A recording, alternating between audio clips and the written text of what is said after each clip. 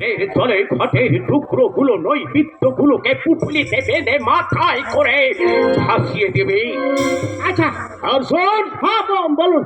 এই মুহূর্তে আমার এই সারা রাজ্যের মধ্যে ঘোষণা করে দিবি, হ্যাঁ আজ থেকে আমার রাজ্যের মধ্যে কেউ যেন দেবী পূজা না করে, বন্ধ। আর আমার আদেশ যে অমান্য করবে তার শাস্তিটা কি হবে বল তো নেরাই? কি হবে? কিছু কি হবে? হ্যাঁ বল না, কি করা যেতে পারে? না মানে কি হবে, মানে বলি হবে না, তাকে আমি শুলে বসাবো, কথাটা যেন স্মরণে থাকে। ঠিক আছে। আরে নেরাই, কি এই নৈবেদ্যগুলোকে ভাসিয়ে দিয়ে আয়। আমি এখনই যাচ্ছি, ভাসিয়ে দেবো।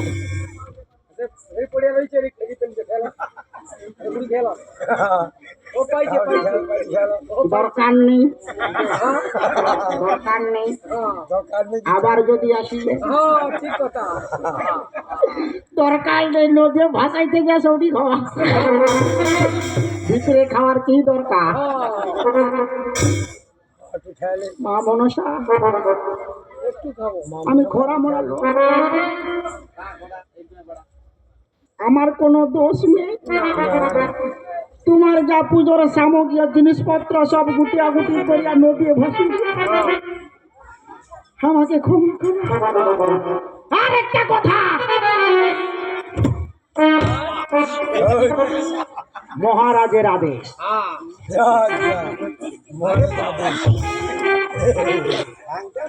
কেউ মনসা পূজা করবে না, মানে দেবী পূজা চলবে না। হ্যাঁ, যার আছে আড়িয়া তার পূজা হবে, একদম সত্যি।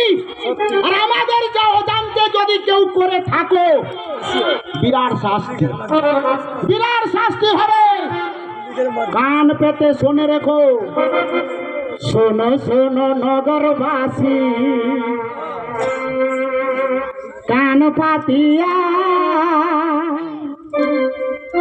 মনসা পূজা করো না ভাই, দেশ জুড়িয়া।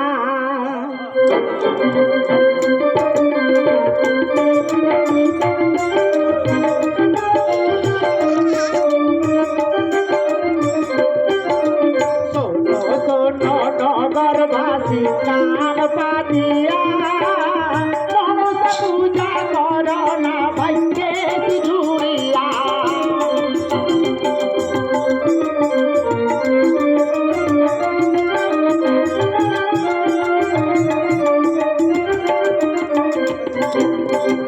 আরে যে করিবে মনসা পূজা, তারে দেব ভীষণ সাজা। আরে যে করিবে মনসা পূজা, তারে দেব ভীষণ সাজা। ঘুরব ফিরব অলি গলি, যে করিবে মনসা পূজা, তারে দিব বলি।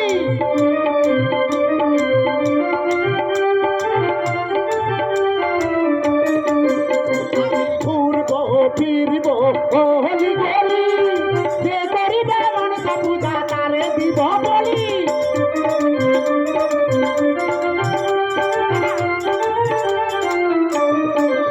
যদি জানবে না আদেশ করে, মারব গুলি রাইফেলে তুলে।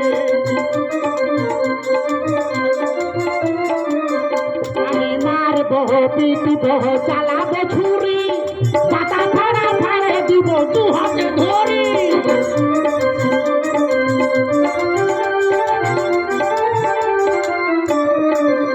আমি মারব পিটিব চালাবো ছুরি, পাতা ফাড়া ফাড়ে দিব দু হাতে ধরি।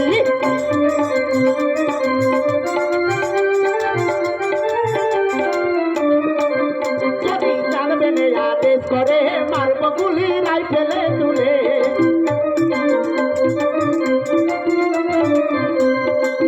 শোনো শোনো নগরবাসী, কেউ মনসা পূজা করবে না।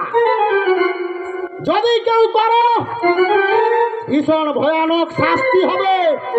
আর যদি কেউ করো, লুকিয়া লুকিয়া করো, আমরা যেমন জানতে না পারি। সাবধান। মা মনসা, চলো মা, তোকে নদীতে ভাসিয়ে দিয়ে আসি। চল মা মনসা,